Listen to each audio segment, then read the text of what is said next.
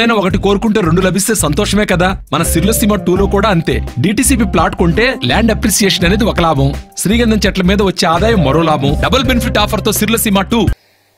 కానీ మీ చేతగాంతనానికి ఫెయిల్యూర్కు దాన్ని తీసుకొచ్చేసి డిపార్ట్మెంట్కో పోలీసుకో ఇంకోరికి అట్రిబ్యూట్ చేసే ప్రయత్నం, అక్కడ ఇంకో దివాలా కోరుతున్నాం. అక్కడ జరిగినవన్నీ ఒకసారి రోజు ఇప్పటికే ఎక్కడికక్కడ అన్నిట్లో మీడియాలో వస్తున్నాయి, సోషల్ మీడియాలో వస్తున్నాయి. ఆయన ప్రధానికి మోడీ గారికి సన్మానం అంటారు, శాలువ రాదు, ఇద్దరు నిలబడి ఉంటారు. ఆయన తీసుకొచ్చి ఆయన్ని అవమానించారు, పుష్పగుచ్చం అంటారు, అది రాదు. అది వాళ్ళ ఆర్గనైజేషన్ లోపం, వాళ్ళ చేతగాంతనం.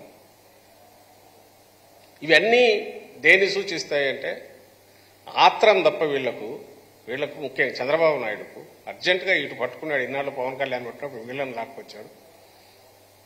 అర్జెంటుగా అధికారంలోకి వచ్చేసేయాలి, ప్రజలు మళ్ళీ అప్రమత్తులై లేకుంటే వాళ్ళు క్వశ్చన్ చేసేలోగా దడదడగా కొట్టేసి వచ్చేసేయాలి. తాను జగన్మోహన్ రెడ్డి గారి గురించి తనకు పీడకలలు ఏవేవి వస్తున్నాయో అవన్నీ జనం ముందు పెట్టేసి కక్కేసి తొందరగా ఓట్లు వేయించుకొని రావాలి. ఈ ఆత్రం ఏదైతే ఉందో, అందుకే ఆయన ఏం మాట్లాడుతున్నాడో తెలియకుండా పెద్దానికి ఈయన చప్పట్లు కొడతాడు. అందరూ గమనించే ఉంటారు. చంద్రబాబు నాయుడు ఆయనేమో జగన్మోహన్ రెడ్డి గారి చెల్లెళ్ళే ఆయన ఇది అంటున్నారు, ఓటు వేయొద్దు అంటున్నారని ఆయనంటే, ఆయనేమో ప్రధానమంత్రి మోడీ గారేమో ఈ మా పార్టీ కాంగ్రెస్ పార్టీ ఒకే దక్క, దీనికి అటు ఇటు ఇవి రెండు ఒకటేని ఆయన ఒకటే సొంత ఇది ఆయన చెప్తాడు. ప్రజలంతా అజ్ఞానులు అనుకుంటున్నారా, వాళ్ళకి ఆలోచన ఉండదు అనుకుంటారా, వీళ్ళు అర్థం కావట్లా. ఏ పార్టీ ఏంటి, వాళ్ళ ఆలోచనలు ఏంటి, ఎవరు మాట చెప్తే మాట మీద నిలబడతారు, ఆ మాత్రం తెలియదా?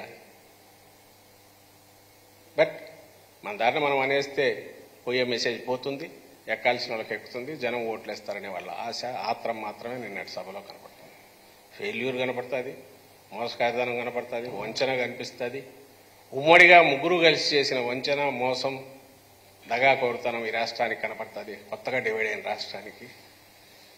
నిన్న కనీసం ప్రధానమంత్రిని తీసుకొచ్చారు.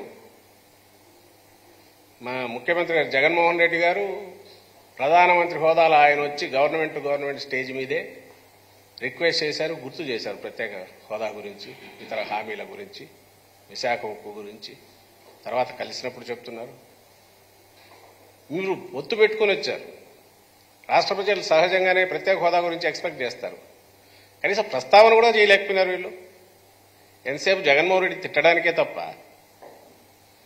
మేము ఇది చేస్తామని కానీ, ఇదిగో ఈయన తీసుకొచ్చాము, అబ్బా ఇంత పెద్ద ఆయన్ని తీసుకొచ్చాము, సెంటర్లో వీళ్ళు రూలింగ్లో ఉన్నారు, మళ్ళీ వస్తే ఇది మేము తెస్తామని ఎందుకు చెప్పలేకపోయారు?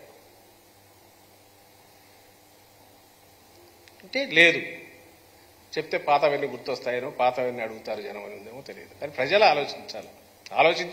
ఆలోచించారు, నిర్ణయం కూడా చేసుకున్నారనేది మేము బలంగా నమ్ముతున్నాం. 2019కి ముందు జగన్మోహన్ రెడ్డి గారంటే ఒక హోప్, ఒక ఆశ, ఒక బలమైన నాయకుడు మమ్మల్ని లీడ్ చేయగలిగిన నమ్మకం. అది ఈరోజు ఈ 5 ఏళ్లలో మేము పెట్టుకున్న నమ్మకానికి డబుల్ ఈయన చేశారు అనే